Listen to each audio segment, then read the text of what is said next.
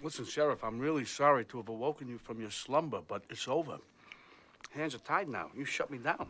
No, listen to me. You're IA. That's why I came to you. You can do whatever you want. Remember you came to me and said, you want to be a cop? I'm being a Listen cop to me. now. I'm here. I'm I asking offered you a for some chance. help. I need to do something. Listen for to you. me. I need to do this for Listen myself. to me, you deaf. I offered you a chance when we could have done something. I offered you a chance to be a cop, and you blew it. You blew it. Okay, let's all go. Let's go.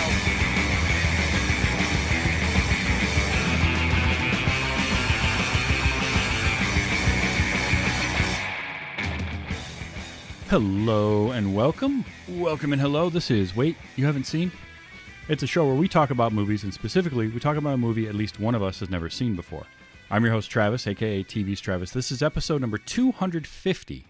And our movie this week from 1997 is Copland, and joining me to talk about it, returning to the show, it's JayDimes. How you doing, man? What's up, man? I am happy to have you back. It's been a while. I think the last time you were on, we talked about The Contender, right? Or was it The Quick and the Dead? I was trying to figure that out. Yeah, you know what? I think it was The Quick and the Dead. Yeah, I was talking to my sister about that today. I was like, I think this is the fourth time. Mm-hmm. I was like, I think the last time we did The Quick and the Dead, and she and I were talking about The Quick and the Dead, how good that movie is. She still hasn't seen The Contender. So oh, geez, gotta fix that. I do.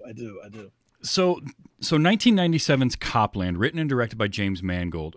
What, if any, history did you have with this movie before we watched it this week? I was aware that the movie existed. Okay. And I have many times seen it on sale on iTunes and said, oh, for $5 I should buy it and watch this because I'd never seen it. Mm-hmm. And I just kind of kept passing it.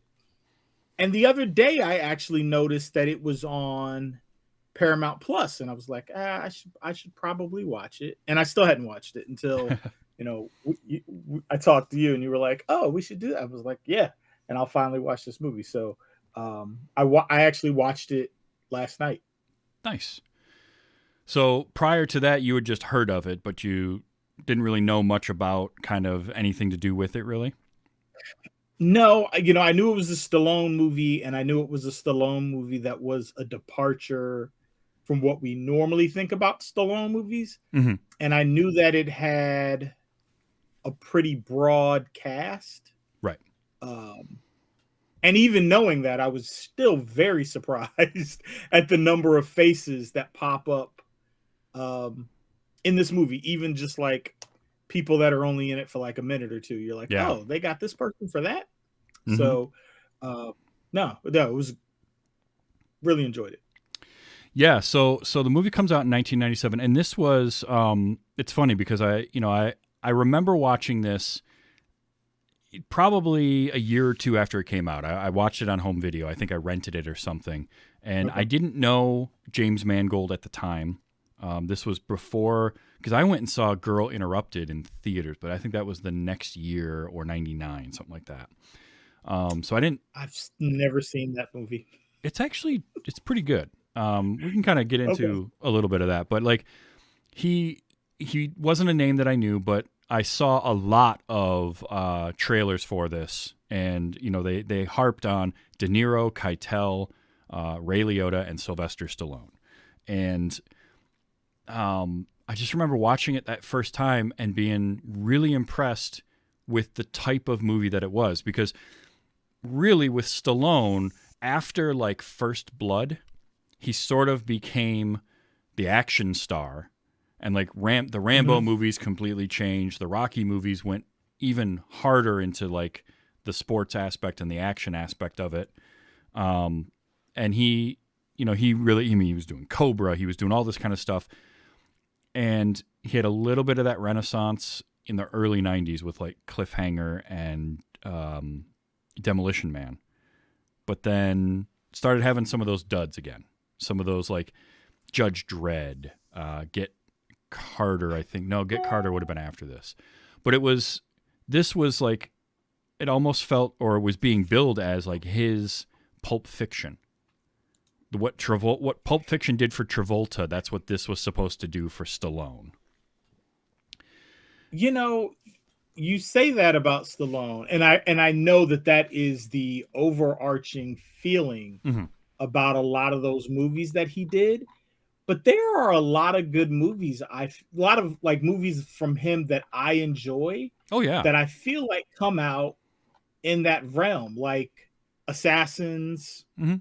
which I think is around that time, Yeah, that was like and then also 95. I want to say 95, 96. The Specialist with Yep. Sharon Stone, Mhm. which I really love that movie.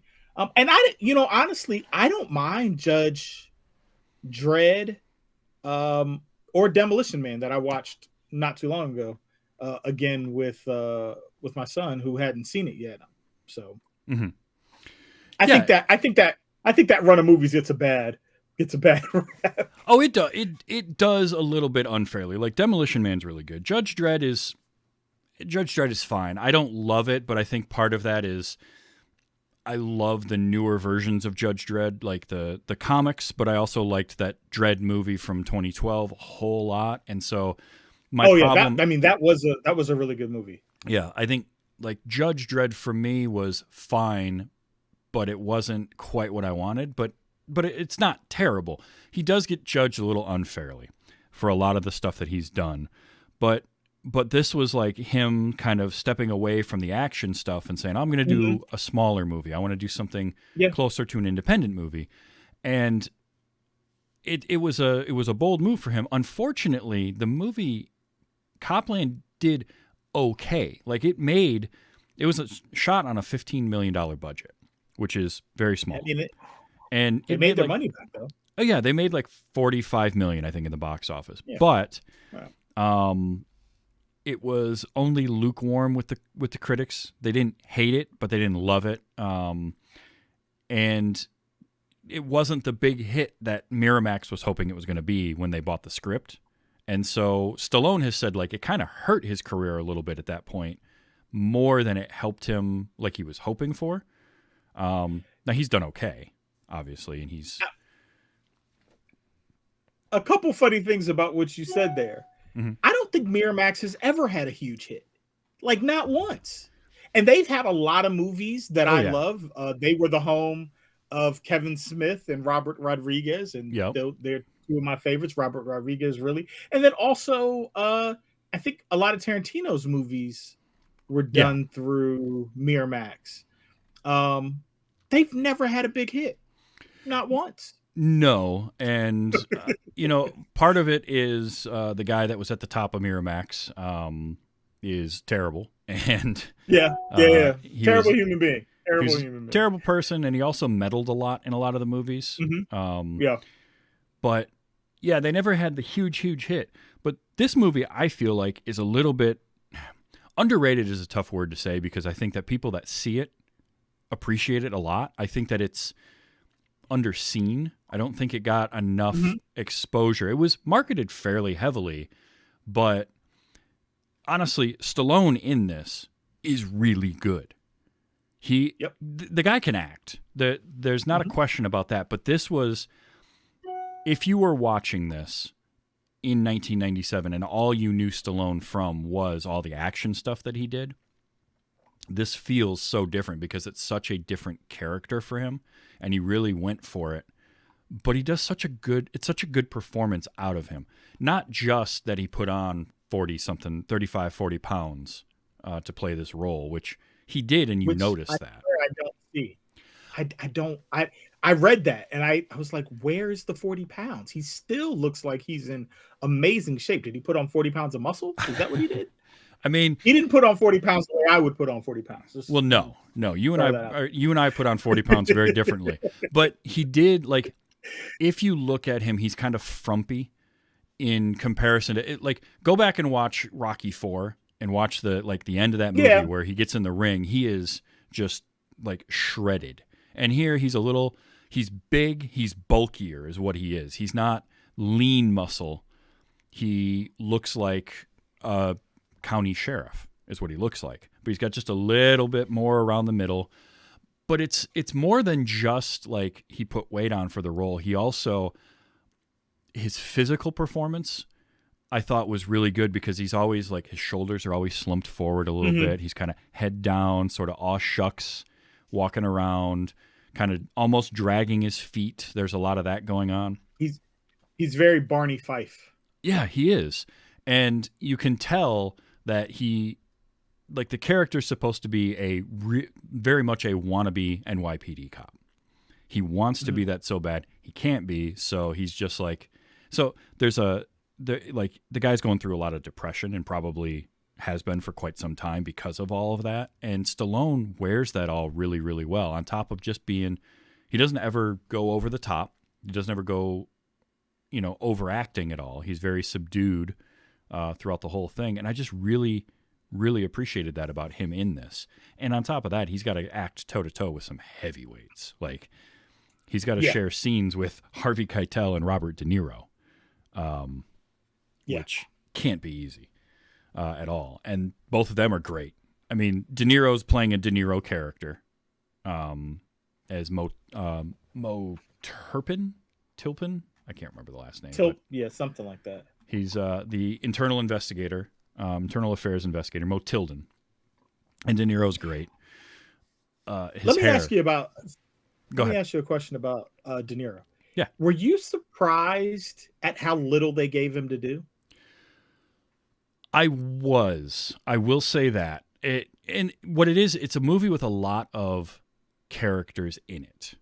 The one knock that I would see from critics at the time, reading a few reviews, watching like Siskel and Ebert talk about all that kind of stuff, was that there were a lot of characters to try and keep track of, and that got a little tough. But the more I think about it, what makes sense to me is the story is Freddy's story. It's Stallone's character who is the main part of the story. And I think this idea of, first of all, I love the idea of the city in New Jersey, this little town that's nothing but NYPD cops. I love the disclaimer at the very end during the end credits where they say it is currently illegal for NYPD police officers to live outside of New York State. But just the idea of that, like they just want their own little town, and this guy, Ray Donlin sets it up, Harvey Keitel's character way back when, and they all move in there. That's really cool. And then, they're all corrupt cops too. Right. But I kind of like that the movie doesn't overplay that plot. Like, they're corrupt cops, and they're not good people, most of them, in that way. But that's not the main focus. The main focus is I'm not sure any of them are. Yeah. I mean, they've all got their problems, for sure. Yeah. But the main focus is Freddy and the way he's dealing with all of this. So we can kind of just have all that other stuff out there, but we don't need to explain a lot of it, which I think is good. I think you could very easily get too wrapped up in that conspiracy and who the mob bosses are that they work with and the IA investigation. So, but yeah, it is, every time I watch this, I'm a little bit surprised. Like, I always think of De Niro being in it more. So it does surprise me when you're like, oh yeah, he's only got a few scenes, but they're important scenes because they're really what pushes Freddy. Same thing with Keitel, though. Keitel's really only in a few scenes. His are just sprinkled a little more throughout the movie, but like, he's not in that many. He's great, though. I had a note that I wrote down about Harvey Keitel was, let me find it here. Harvey Keitel has this intensity about him, especially in this era, this like from sort of the really from like, say, Taxi Driver to kind of the early 2000s, that whole stretch. He's got this intensity about him. And he's physically imposing, but not in a traditional sense. He's not physically imposing like big, strapping, looks like he could crush you. He's got that old man strength, right? He's got that, like he looks like a guy who's been a plumber for 40 years or a mason or something like that, where he's just worked with his hands forever. And you know that if he punches you, it's going to feel like getting hit by a brick. Because that's the way he's built. And so it works in this because he's not bigger than Stallone, but he's absolutely 100% got Stallone under his thumb. Like Freddie works for Ray, and Harvey Keitel is perfect for that role because he just commands. It very much reminds me of the role he played in Pulp Fiction as the Wolf. Mm-hmm. Yeah, like he just has a gravitas that like shows up. Yeah. On screen and in the performance, even when he doesn't necessarily have a whole lot to say, because he doesn't say a lot in this movie either. But he's always a very strong presence. Yeah, and you need that. You need that kind of presence when you have, Liotta's the same way. Liotta always has that good presence, and here he was so great at playing those kind of right on the edge of unhinged kind of characters, and Figgis is perfect as that. He's the coked out, he's the undercover cop. Because that was the other interesting thing with all of these cops in this movie is they're all NYPD cops, but they're not detectives. They're not higher ups. They're like sergeants and lieutenants, uniform cops. And that's the other thing I forget a lot too. Is like usually the trope is that they're going to be detectives and that's how they're on the take. And no, these are guys on the street. But Liotta is the undercover, but he's a cokehead, right? He's taking cocaine out of evidence, and he's doing all sorts of stuff like that, and he's taking his bribe money. He's not a saint by any stretch, but his character at least is kind of wants out. He's sort of done with all of what's been going on. He's benefited from it, but he's no longer comfortable being part of it. And it's another great performance. I mean, Liotta's great in this. Yeah. The bar scene when he gets into it with Robert Patrick. Oh yeah, is amazing. It's so good because you've got Robert Patrick, who's he's kind of the enforcer of the group. He's supposed to be the tough guy, and Liotta's just calling him a kid and like telling him to shut up and all this. They're probably like 5 years difference in age, something like that. But that Figgis has been around for a while, and so that's just how he's going to treat him. And I liked that. I liked that antagonistic sort of thing going on between those two. Everybody up and down this. Peter Berg is Joey Randone. He is probably the one that he's got his own demons and his own skeletons, but I don't think he was prepared to go as far as like Ray and Jack and those guys, right? Because he's the one, he has that moment where he comes back and they find him by the pool, and he's like, wait, what is going on? Like, he can't believe they're trying to kill Murray in that scene. He's surprised by that because he literally thought they were just going to give him a new life and get him out of there. But it's not like he's a good guy, right? Because he's playing around behind his wife's back with Ray's wife, and taking bribe money and all that kind of stuff. So, nobody in this is clean. That was one of the great lines of this movie. I had to write it down where Keitel's wife says, if he doesn't like where I dump my trash, tell him to stop soiling my sheets. Yes. And I was like, oh, that's on the nose. It is. That's Kathy Moriarty playing Rose. And again, she's in 3 scenes, maybe? But she's great. Yeah. She's perfect because she basically lives in this tiny little, this little 1,200 person town in New Jersey and probably just never goes anywhere, right? She never goes into New York City. She just stays there all the time. Yeah. And she plays that role and just nails it. John Spencer is kind of I guess he's kind of like the captain. I don't know. I love John Spencer. He's listed as John Spencer he is the one detective listed in the credits. Is he? Okay. So, yep. And I did read that he was initially up for the role of Ray, which would have been an interesting take because it would have been a lot different from kind of Harvey Keitel's version. But I like him a lot. I think he's better served being that detective and only being in a couple of scenes because I need that intensity that Harvey Keitel brings in a different way than John Spencer does. Yeah. Like I love John Spencer though. Oh yeah.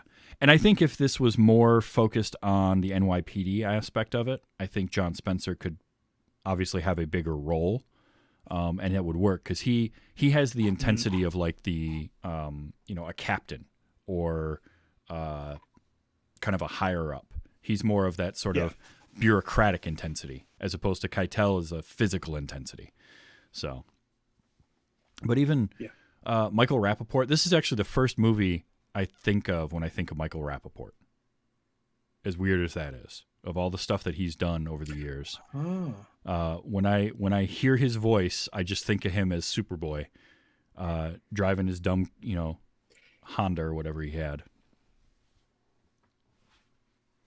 So, funny enough, until a couple of weeks ago, the first thing that I would think of when I thought of Michael Rappaport is Metro, another police movie that he did with Eddie Murphy. I don't know if you've ever seen that. Yeah. But Will and I sat down and watched Bamboozled the other day. And I don't know that I will ever be able to think about Michael Rappaport anymore and not think about Bamboozled. Really? I've never seen that. So, yeah. But I love Michael Rappaport. Oh, he's great. That's a tough movie to watch. It's a satirical movie, but it's a very tough to watch satirical movie. I don't know that they could make that movie now. But it's really good. I'll have to look for that. Yeah, he's great. What I like about him is like you see interviews with him and he's that guy all the time. He just sort of is that dude all the time. And he's perfect in this as and I love the name Murray Superboy Babich. What a great character name. And he's the young cop. He's actually a little more muted in this.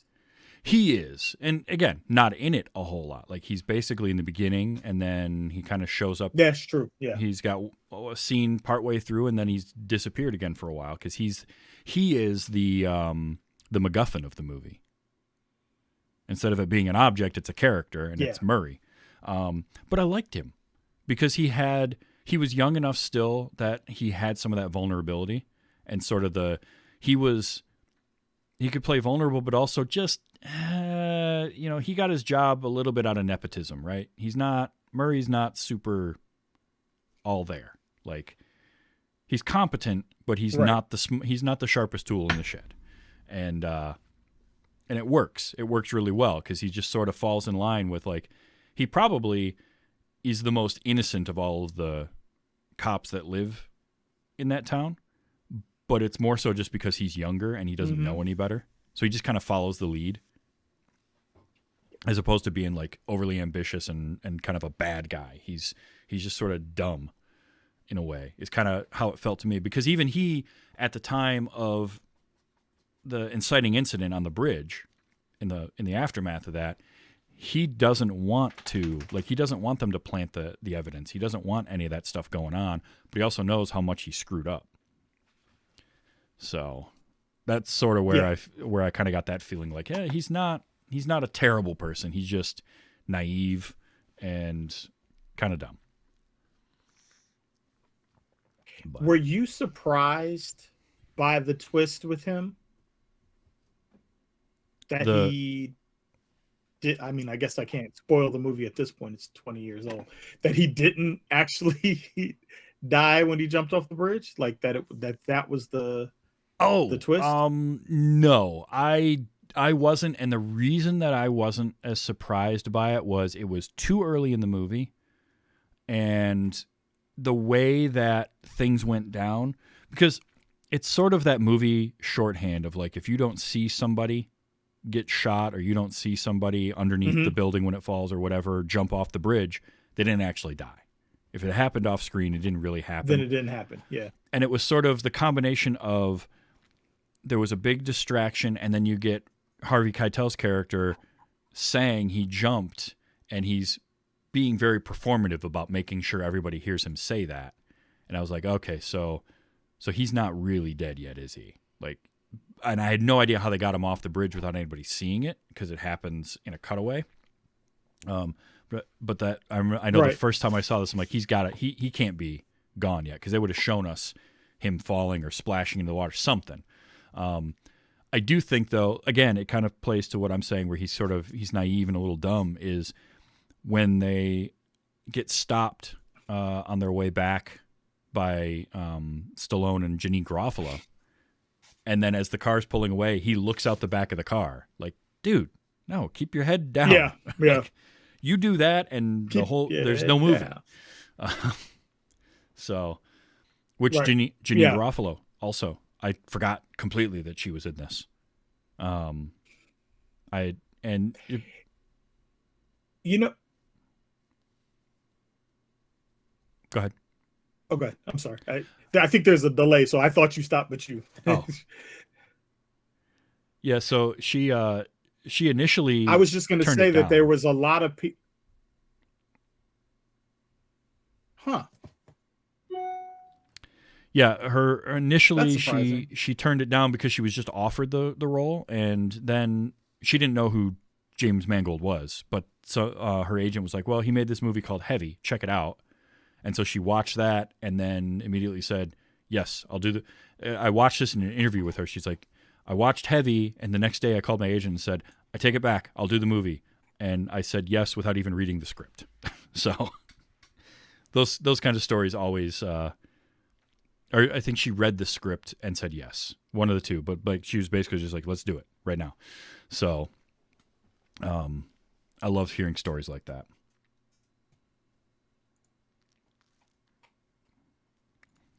Yeah, it's funny. Like when I was looking through the cast of this, there are so many people in this movie that are tied to other movies together or TV shows together. Mm-hmm. Like there's a lot of Sopranos. A lot of people that were in the Sopranos are in this movie. Yeah. Janeane Garofalo and John Spencer ended up being on The West Wing together. That's right.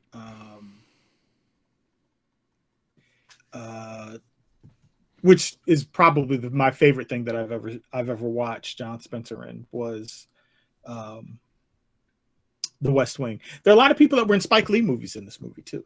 Mm-hmm. And Scorsese. A lot of Scorsese actors in here. Yeah. We didn't mention, but Annabella Scoria, I think is how it's pronounced. She played Yep. Liz. She was in The Sopranos, I think, and I know she was in Yep. a Spike Lee movie too. She was in Jungle Fever. That's right. That's the one.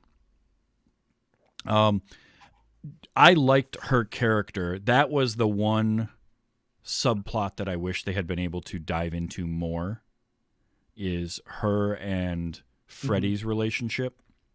Because we know, like we learn throughout the movie that that's what caused his hearing loss, was she went off a bridge in her car. Right. He jumped in, rescued her, but he lost his hearing because of that. That's now why he can't get on the police force. And so, like, they get along fine. He always had a thing for her.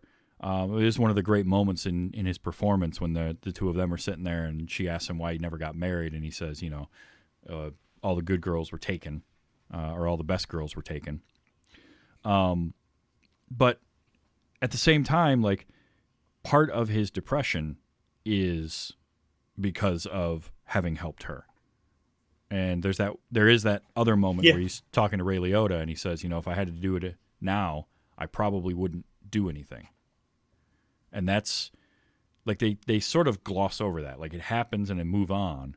But that's kind of a powerful moment where he's like thinking about, if that came up again, he would just let her, he wouldn't go in and try to rescue her, which is crazy. But that was the one subplot I wish we'd been able to spend a little more time with. And I think maybe if you make if Martin Scorsese directs this movie, or somebody like that who's prone to do like 2.5-3 hour epic movies, we would have gotten more of that. One of the strengths of this is keeping it at that hour 45 minutes, hour 50-minute runtime to keep the pacing going. Yeah. I really could have taken another 15 minutes. I don't think would have been a bad thing. I would have liked to see maybe some interaction with Randone and Mrs. Donlin, because we get that one line, but like there's nothing else in the movie about it, right? We get the line, and one of the things that I wondered is, did Donlin know the whole time that Randone was messing with his wife, or did he put it together when Heflin makes when Freddie makes the comment about the trash? Like, is that when he knew that something was up, or I'm not sure. Has he known the whole time? Because really, we don't hear again about that situation until he lets him fall off the building. No, the closest we get is at the funeral that they hold for Superboy, when Donlin or when Rose looks at Joey, and Joey glares back at her, and then you get, while he's looking at her, Ray looks over at Joey. And it's sort of, at that point, you kind of think, well, he might know now. But yeah, I don't know. I feel like he knew all along, because it doesn't seem like the kind of thing that, because of how casually she mentions it to Freddie, even though she says, "Are you going to tell Ray about this?" I feel like there's no way Ray doesn't know. Like, he's just too smart of a guy to not notice that. Yeah. But you could be onto something, though. He may have had suspicions but didn't really know anything, and then Freddie showing up talking about the trash would have been the thing that clued him in. So I could see that making sense. I also thought that was an odd relationship of of the women that he'd run around with. Like, she seems a little too old for him, and that's just dangerous. Like, your boss, who we know is a dirty cop. Like, that's that's the woman that you want to go find. Okay. Yeah, I mean, it's a bold move, and it didn't pay off for him. So, because he fell off a building after fighting with Method Man. Which, that was the other one that surprised me. That was a nice little sprinkle. It was. I had no idea. And the scene started out, and I'm looking at it, and I'm like, is that Method Man? What? Like, and I had to look it up. I had to confirm, because at first I wasn't sure. And then he talked a little bit more. I'm like, oh yeah, that's Method Man. Totally. And he actually has a name. His character has a name, even though it's never said. Which I thought was, I always love when they do that in a movie where a character is named in the credits, but Shondell was the name for his character, but you never hear it. He's only in that one scene. But this would have been kind of before he really started acting. I don't know if this is the first thing he did, but it's got to be early on. So that scene makes me wonder, was there another scene where we see a hit get put out? So do you think that was tied at all to Donlin? Or is that just a random occurrence that happened to tidy itself up? That's a good point. I bet you there was a scene maybe in an early draft of the script where that could have been set up, because it seems like it's a little too convenient for Donlin that the guy who could be a problem for him suddenly gets into this scrape, and he just happens to be working at the same night and all that kind of, like, there are a lot of conveniences in that. So, you might, I don't know that I ever really thought about that before, but now I'm wondering if there is, because Crooked Cop, I mean, it'd be easy for him to, he's got, Yeah. even if he's not a detective, he's got, thugs and criminal informants and things that are on the street that he's probably busted the guy a couple times, right? And just uses that leverage on him. So, I never really thought about that, but yeah, that makes sense. But that was a very that was a fun little almost cameo, just to have him in there. I thought that was good. I just like so much of this movie, the pacing of it, the script. I love this script, and I love this script because of its simplicity. But apparently, so did all the actors, because they all worked for scale in order to make this movie. Ooh.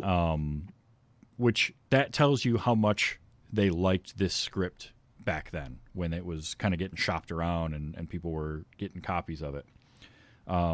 Because like I could see if it's an okay script, if Mangold writes an okay script, you get one, maybe two guys that are like, yeah, I'll take a little bit of a pay cut to do this.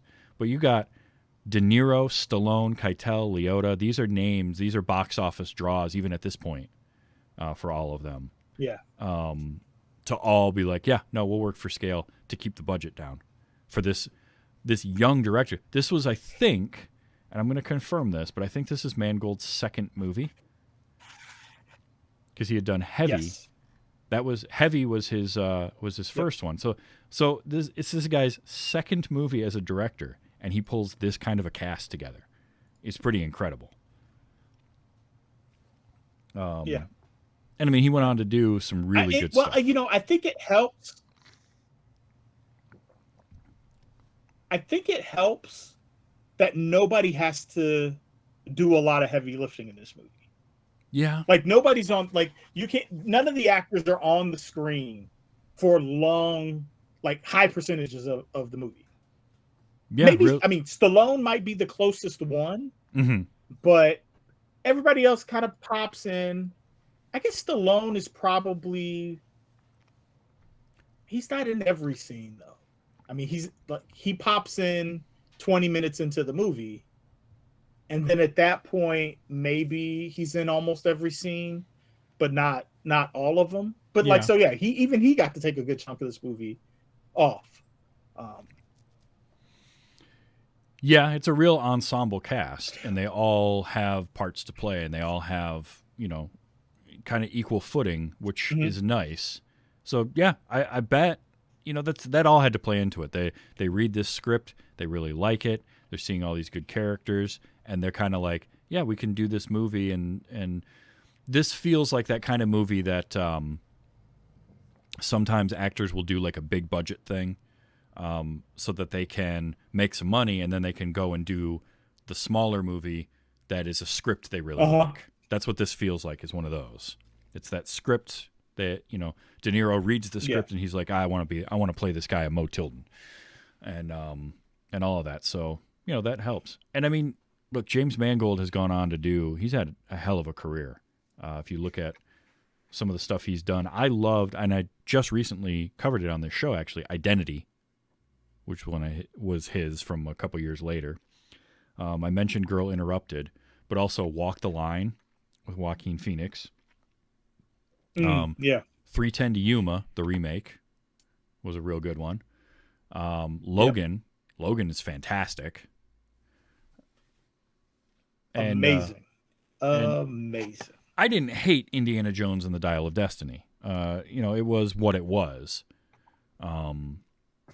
It was enjoyable. But like his two movies prior to that were Logan and Ford versus Ferrari. And those are both highly regarded and very good movies. But he has this way of really doing these smaller character pieces.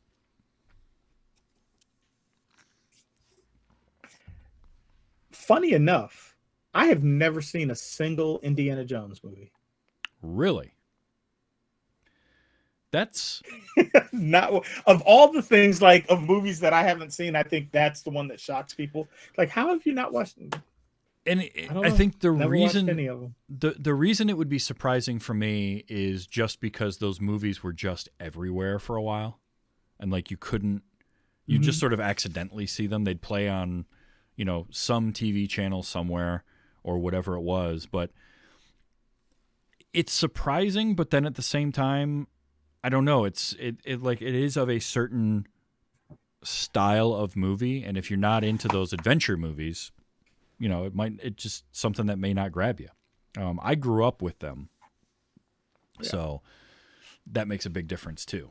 But we'll have to fix some of that. Maybe might have to have another conversation here. Hey, at least the first three. I'm always game. Yeah, the first three of those movies are very good. But okay.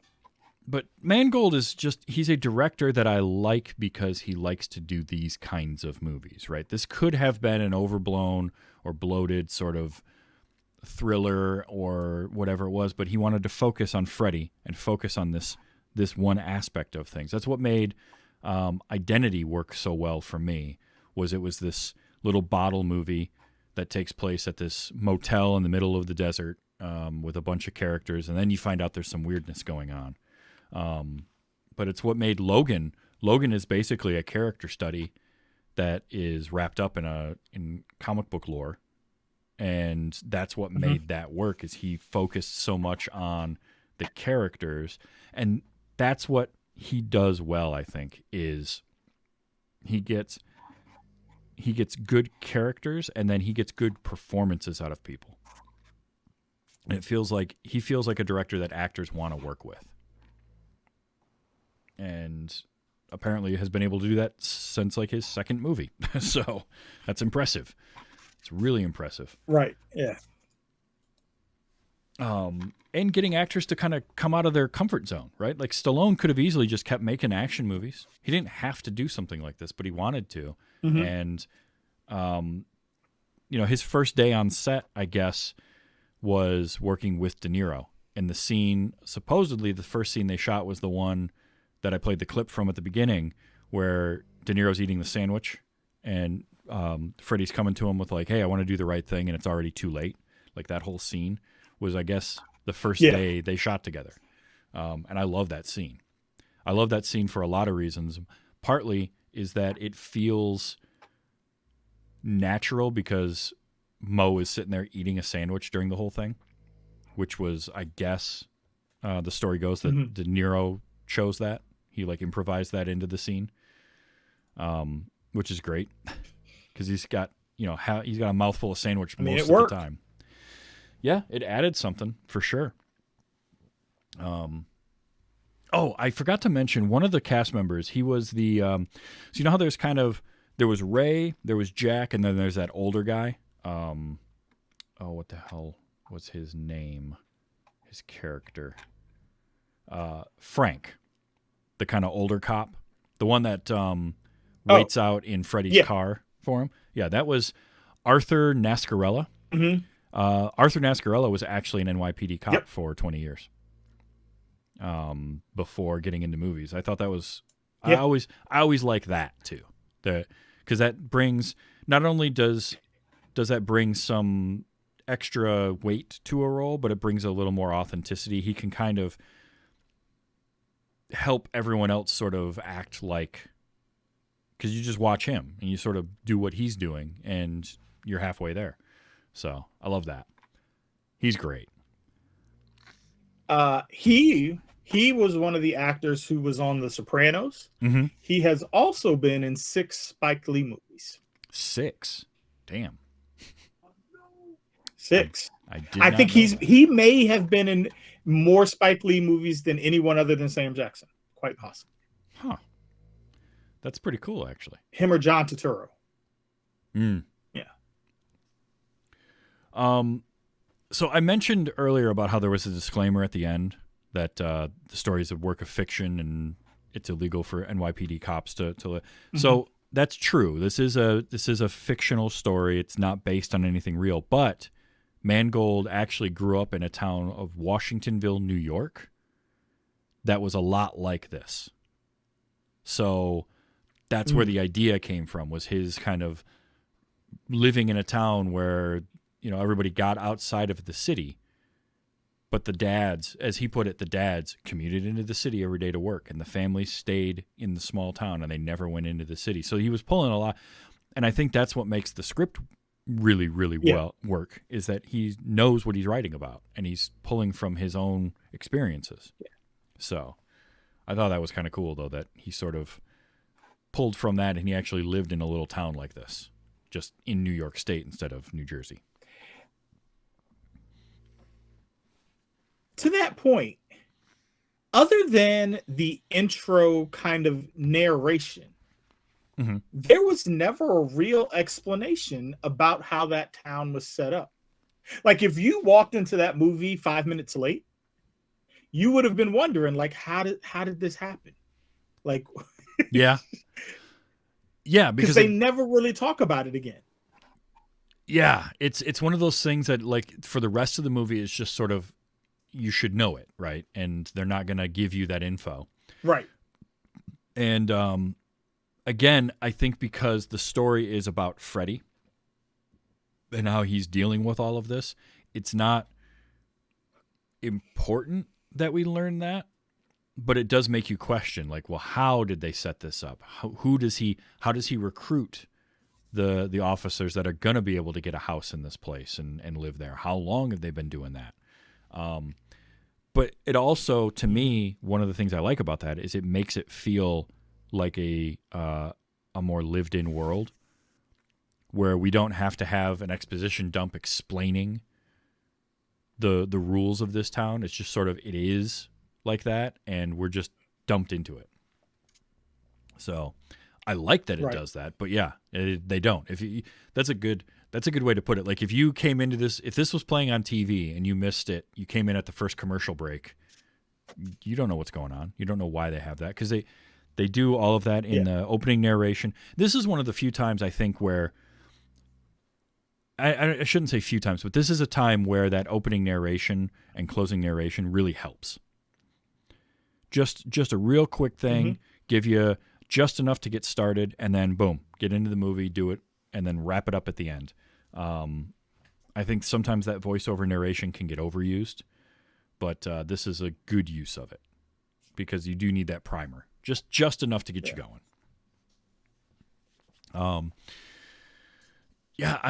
I also like, okay, so this is from an era of kind of mid to late 90s kind of drama movies, R-rated, where the little bits of action that go on, there's something about this era of, like, this, Ronin was another one, that they're R-rated for a little bit of language, but also just the level of blood when they do start shooting, right?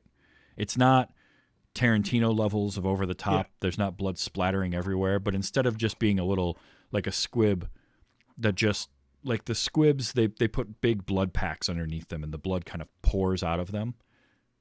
I don't feel like you see that anymore. A lot of it's kind of done post-production and CG these days for a lot of action movies, but it just feels like that sort of thing that you just don't see done that way. Like, you either get sort of the James Bond version where shots are fired and you might see like a burn mark, but for the most part, it's just sort of shots fired in the direction of people and they fall down.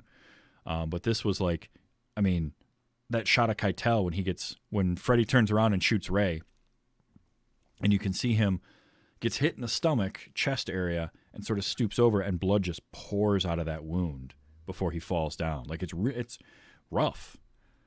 So that with the language obviously gives you your R rating. But I like that. There's something about that style that just, maybe it's because it's like, it takes me back to watching movies at that point. I don't know. But I just think of that, and this movie had it. Did you have a standout or favorite performance in the movie? I mean, we talked about how there's a lot of good ones, but was there one in particular that really stood out to you above all the others? You know, I think what you said about Stallone is great, and I think it's a very understated performance, which is very different for Stallone. Mm-hmm. But I kind of thought Ray Liotta stole the show. You're not wrong. I kind of agree with you. Like that bar scene, like between the conversation that he had, like he does a lot in this scene. He has that conversation with Freddie. Yep. He gets into the shouting match. Well, I guess it's not really a shouting match. He's really just shouting at Donnelly. Yep. And then the fight with what was Robert Patrick's character's name? Jack. Rucker. Yep, Rucker. Yeah. Like he does all this, and it's like, you know, can't be more than like 7 minutes of the movie. Mm-hmm. But it's so much, and it explains a whole lot, and he does it great.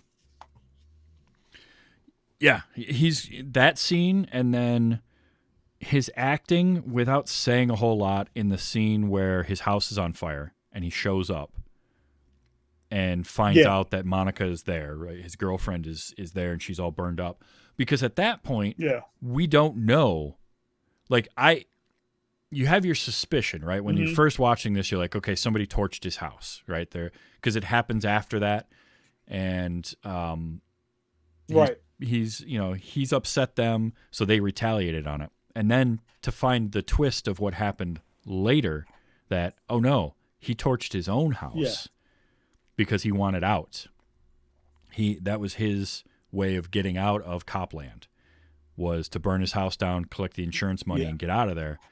And then for it to all go horribly wrong, the way it did with Monica and her happening to be back there. And they don't dwell on that a whole lot because, again, it's not his story, but that had to mess him up a lot. So I loved his performance because of the way his story unfolded and the stuff that we got to end up learning about him. And then to have him be, you know, he does come through for Freddie at the end. He's like the one friend that Freddie has, really. Yeah. Or at least real friend. Like Ray pretended to be his friend. And I think that Noah Emmerich's character, the other deputy, I think was good friends with Freddie too. But he's got a wife and kid on the way. And like I love the moment, and I captured the audio of it, and I'll play it in a little bit, but I love the moment where at the end where he's like, I want to stay and help, man, but and Freddie's like, just go home. Don't. Like I liked that moment. But yeah, Ray Liotta, so good. So good. He's gone too young. Yeah. He was way too young to go. Because he just that. Go ahead. I was going to say, that is one of the things that struck me watching this movie. That of all of the characters in this movie, Ray Liotta is the one that's gone. John Spencer was not. Well, I guess John Spencer wasn't that old when he passed. He wasn't even 60 when he died. But so many other older characters in that movie, you wouldn't think that Liotta would be the one that wasn't here. Yeah. Anymore. No, that's true. But he was always a compelling screen presence. I liked him in everything that I would see him in. Even something like I saw No Escape for the first time earlier in 2023. And that's a pretty by the numbers sort of mid-90s action movie, and he's still bringing it. He's really good in that. There's just some actors that always seem to bring you something. And this Figgis character feels like if his character from Goodfellas had been a cop instead of a wannabe gangster. It feels like this is where that character would have ended up. Because he's got that great scene when he drives off where he's just like, I got a check in my pocket and I can I can start my new life, and I don't care about you. I don't care about, I don't care about this town. I don't care about any of the people here. I'm leaving.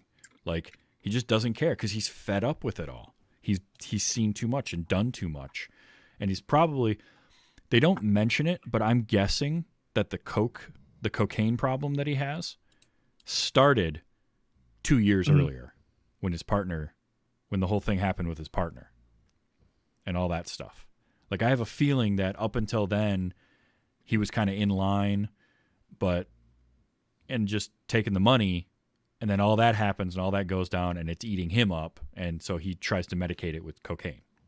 That's my guess. That's kind of how I feel like that all played out in his story. And he's now wanting to, like, sort it out. Did you ever watch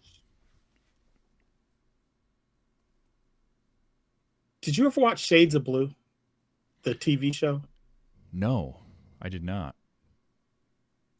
I should. So Shades of Blue is almost exactly what you're is what you're describing. Like, really? You say if his character from Goodfellas had been a cop. So Shades of Blue is a show with him and Jennifer Lopez. Oh, wow. And he's a dirty cop in the show. Oh. Really, really great show. Was on 3 seasons, I think. Yeah, it looks like 30-something episodes. But worth watching. Yeah, Jennifer Lopez, Ray Liotta, Drea DiMatteo is also in it. Yeah. I will add that to the list of. I will add that to the list of shows I will one day get to watch. Sadly, that list is getting longer all the time, but no, that looks interesting. Yeah, I mean, there's a lot of good TV coming. There is. It's, Ray Liotta is somebody that I've never not liked in something. Everything I've seen him in, I've always liked him in it. Even if the movies can be of varying quality, but he's always good. There's just those actors that are just always good in what they do. Yeah. Or because of him, I saw things like Joe Carnahan's Narc back in the day, which if you haven't seen that, that's a real good movie. Oh, yeah. I forgot about that movie. Yeah, even a smaller role like, it's another ensemble, but Smokin' Aces. Ray Liotta's great in that. He's in Identity. He worked with Mangold again in Identity, which, again, I love that movie. So he's just one of those people that just always brought, and he brought.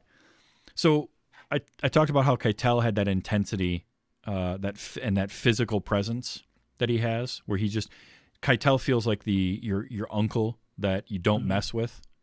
Ray Liotta brought a different type of intensity, and he had that just always on the edge of kind of snapping and losing it, and you didn't know what he was going to do.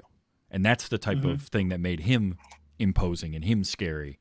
Isn't so much that he was going to be bigger and stronger than you, but if he snapped, you don't know how he was going to fight. It was going to be like trying to fight a spider monkey.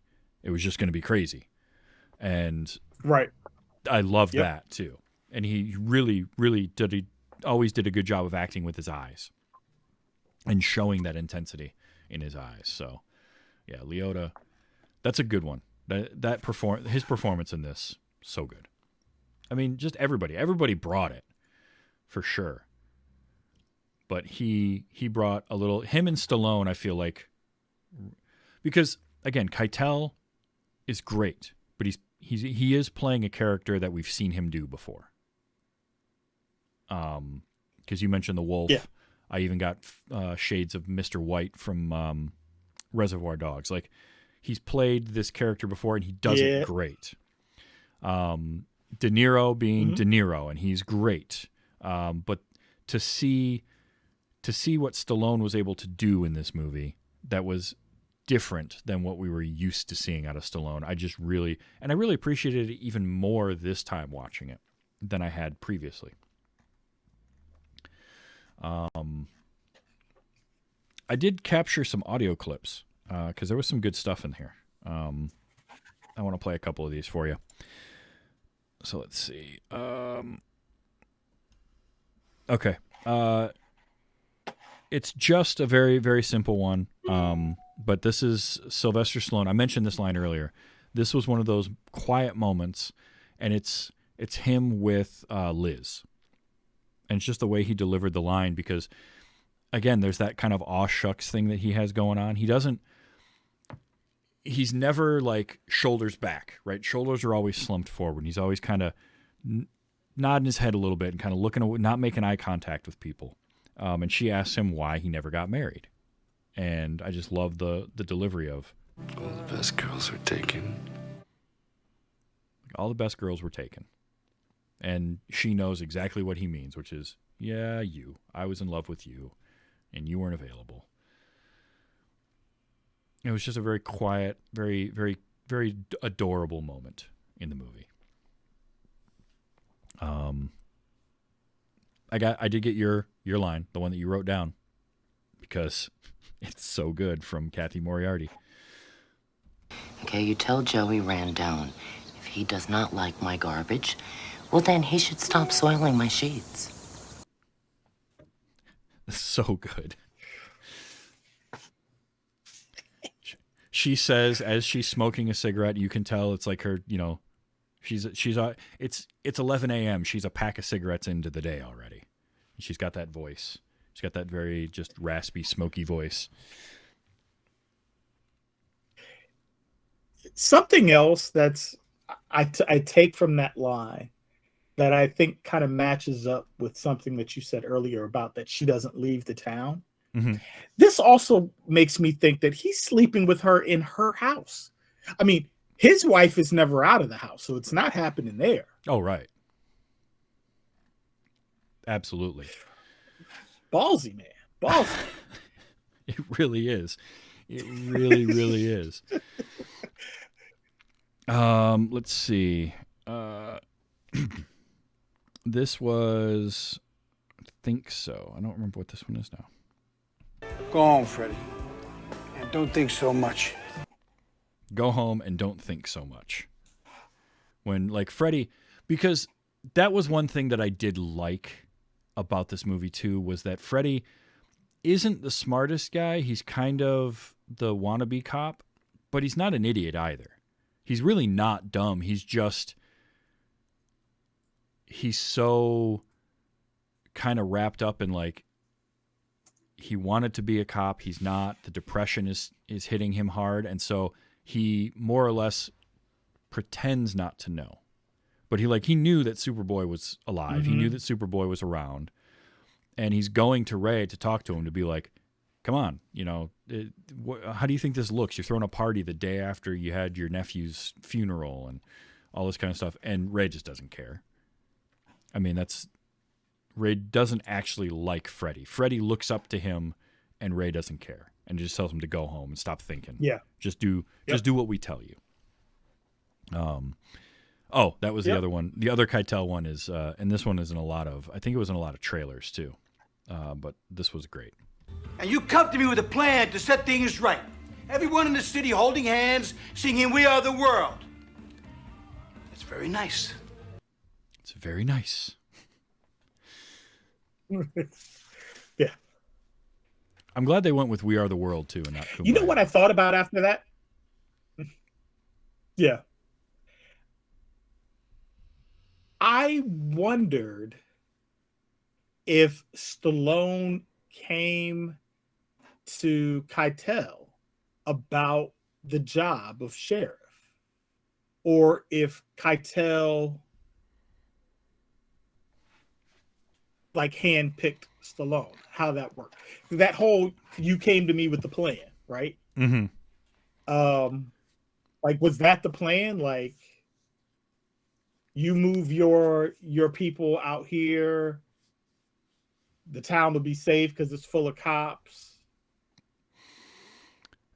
I'm not sure. I do think that you're probably right in that Keitel, Ray picked him and sort of knew him and knew that he wanted to be a cop but couldn't get on the force, and so sort of used that leverage and right. Chose him. So yeah, it's an interesting thing to think about. And from that, I also wonder how you become the sheriff of a small town. Well, usually it's county sheriffs. I know around here it's like have sheriffs in small towns necessarily. It's like a county. But yeah, it'd be interesting because I know a lot of times that's an elected position. So I guess in this fictional world, they basically were just like, well, we'll make sure you get elected. And if it's all policemen and NYPD cops and the majority of the town, it probably was pretty easy to do. So, I did clip just a very small part of. It's very nice. To have for a soundboard clip too, because it's a good one. It's a good one. De Niro, for his limited amount of time in the movie, has so many great moments and lines. I mean, I played that whole exchange in the beginning, and it's just great because you get. I offered you a chance to be a cop, and you blew it. Also, every time I hear that now, you can hear the sandwich in his mouth while he's saying it too. He takes a bite of that sandwich. But even little things like early on, second scene we see him in, because the first one is when he's interrogating. He's in the interrogation room. But then when he just shows up in the town and he walks in to buy the cup of coffee, and I just love. I heard it was a way of life out here. Thought I'd check it out for myself. Like, that's just such a De Niro delivery. I just love that. I do like. Hands are tied now. You shut me down. My hands are tied now. A little walking in there, even. Yeah. Still, again, mouthful of sandwich, which adds so much to that scene. Just that small detail of he's being really dismissive to the point where he's not stopping eating his sandwich to tell this guy off. Even with when he mentions Joey Randone, and he's like, Fell off a building. Did you read the papers? Did you read the papers? Like, loved all that. Even, they have that moment where he's like, this place never gives you napkins. What am I supposed to do? Like, that's just a small moment in that scene that adds more to it, and it makes it feel like a real moment in time happening and not a staged, scripted scene. So I love that kind of stuff. Also, Go to lunch. I gotta find somewhere to use that all the time. Like, just yell at people. So that was good. Ray Liotta. I liked the diagonal rule. I never really thought about it, but it's kind of a cool thing from this movie because it sort of feels like some sage wisdom, but also like something somebody just made up at the same time when he's trying to explain it to Freddy. And he says it the first time in the bar, and I really liked it. And it was this. Diagonal rule. Red light, don't fight, you make a right. It's more important than the golden rule. If Superboy knew that, he'd still be alive, Freddy. Because it does. It sounds like something really profound, and yet at the same time, like he's just slightly drunk and just making stuff up. It makes sense, though. It makes sense. It does.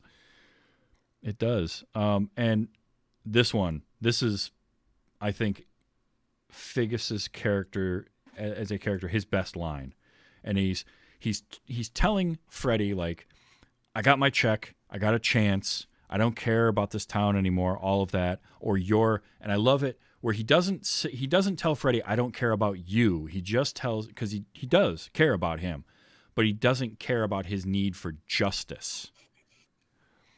And I thought that was a cool line, followed by, Being right is not a bulletproof vest, Freddy! because it's true. And he's, as a corrupt cop, he's seen that. Like, you can be right, but you still will end up in the gutter. And that's why he wants out, because he's had too much. But then he does have that great moment. And again, it's a Ray Liotta type thing where he's acting with himself in the mirror as he's driving the car, keeps looking up and then starts yelling at himself. We've all done that at some point. Had that moment where you're having the argument in your head and you're just like, shut up, stop telling me. Yes, I know I'm doing the wrong thing. I love that they threw that in there, and then to have him show up right at the end to take out John Spencer before he could shoot Freddy. Which that shootout was cool too. I like that ending scene personally, and kind of the play with audio and putting the high pitched squeal in there and all that kind of stuff, and playing with his deafness, kind of how it all played out. I liked it. This is I feel like underseen movie. It's on Paramount Plus right now, so if you have that, you can watch it. Yep. And it's usually one you can find in like DVD bargains too, if you're ever out and about and you want to get a physical copy of it. And it's worth buying. I really think this is a movie worth seeing. I'm glad you got to see it, and I'm glad that you enjoyed it. Me too. Yeah. It's one of those that I feel like, unless you are sort of a film buff, it's the kind of movie that you can just sort of not think about, because it's there. It didn't make a huge impression on kind of mass audiences, but it was sort of one of those, and I think it comes back to that whole idea of the script and everybody loving the script at the time, where it's like you know how there's like those musicians, the bands and the artists that like people that make music listen to. This feels like that kind of movie where it's like people that make movies or are in the film industry think about a movie like this. General public, this kind of came and went, and general public doesn't think about it. It's not top of mind. But it should be, because I think it's something that if you like good acting, it's worth seeing this, and seeing Stallone do something different, and seeing Stallone kind of be a different type of character. Can help you appreciate him a little bit more too. I am surprised that with the success that Mangold has had post that movie, that it hasn't come up more. Yeah, he feels similarly. He feels like that kind of director that, like, I've talked to a few people that love his stuff, and he's getting more notoriety, but he never feels like that name that you mentioned when you think of the best directors out there right now. You know, the names that come up are your Finchers and Scorsese's and those kinds of names, even the younger generation of directors. But it's like James Mangold doesn't get mentioned, but then you look and it's like, well, yeah, but he did Walk the Line and Ford versus Ferrari, and he's producing stuff all over the place. Mm-hmm. Like, the guy's good. Yep. He's also kind of selective. I mean, he's in 20-something years, he's done 15 movies, which isn't it's not like he's not doing anything, but he's not pumping stuff out, either. Does he write too? Yeah, because he wrote this, and he wrote Dial of Destiny. He wrote the screenplay and story for Logan. That was him. So he doesn't write everything. Like, he wrote his first couple of movies and then didn't write anything again till Logan, but he directed stuff like he didn't write, but he directed The Wolverine, and Night and Day and 3:10 to Yuma were stuff that he just directed. So he kind of does a little bit of both. But he is one that when I see his name attached to something, I'm usually like, well, even Night and Day, which when I saw the trailer for it, it didn't blow me away. And then I saw, but Mangold directed it. Well, I'll have to check it out, just because, certain directors have that thing that they do. Kate and Leopold is another one. It's not in my wheelhouse of movies, but it's one to check out just because he directed it, and it's not bad. Like, it's better than it has any right to be. And I think that's what he does really well. Is he does movies that have characters in them that you kind of you care about them. Mm-hmm. Kate Leopold is who's the female lead in that? Is it Kate Winslet? I think so. Let me check. That is, it's Meg Ryan and Hugh Jackman. Okay. I have not. Yeah, watched it's the tag for it or the blurb is an English duke from 1876 is inadvertently dragged into modern day New York, where he falls for a plucky advertising executive. So it's it's very much a rom-com.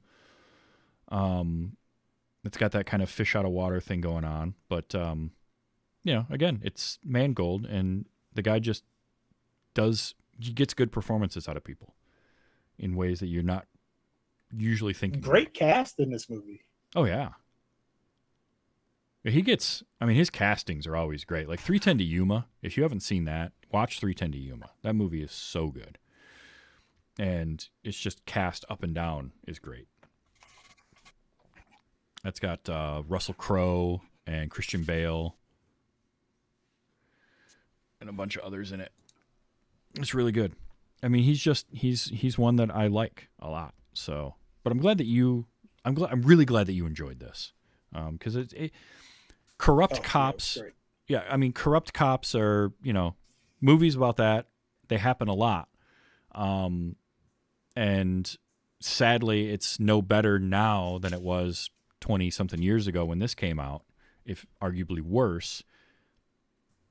But this is a movie that gives you kind of not necessarily a different spin on that, but just a different angle to look at it from. Instead of focusing on the corruptness of the cops themselves, you're focused on the stuff outside of the workplace where they have problems and sort of what they do at home. Yeah. This was really cool. So yeah, that is Copland, 1997, written and directed by James Mangold. You got to check that out. Now, you do a show. You're still doing Joystick and Mouse, right?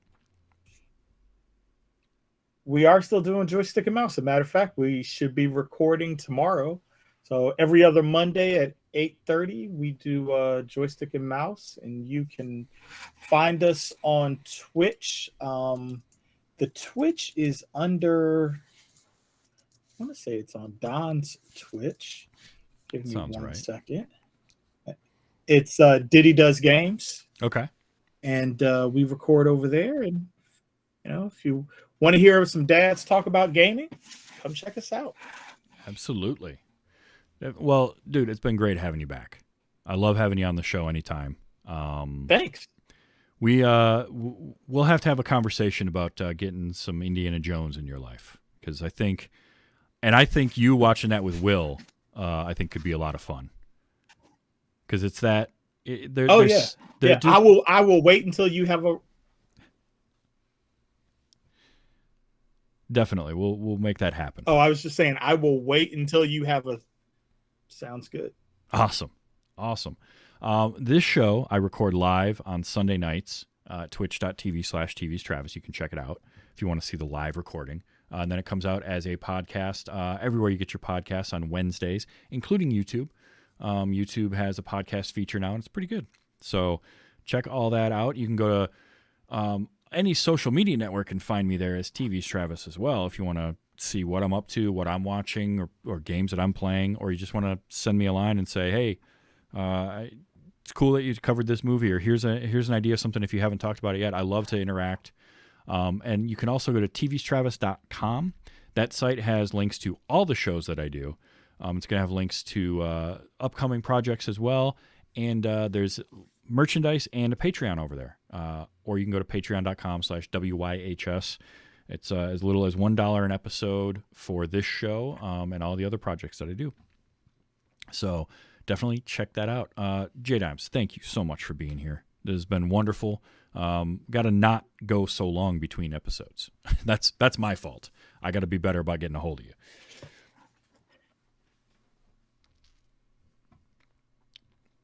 Whenever you have you need a guest, man, I'm always down to talk about movies. So excellent, and definitely check out Joystick and Mouse.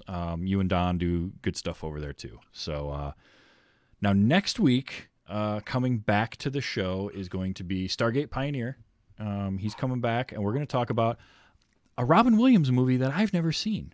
I've never seen Bicentennial Man. And he brought that one up. He wanted to talk about it, and I said, sure. let's go for it. I love Robin Williams. I've heard mixed things on Bicentennial Man, but I'm willing to watch it. And if nothing else, I'm going to enjoy Robin Williams. So I get to talk about that next week. And I've got some more fun stuff coming after that. So definitely check that out. But so until next week, and until we talk about Bicentennial Man, JayDimes, thank you for being here. Thank you all for listening. You're wonderful. And just remember to enjoy your movies, and let's be excellent to each other. This has been Wait, You Haven't Seen.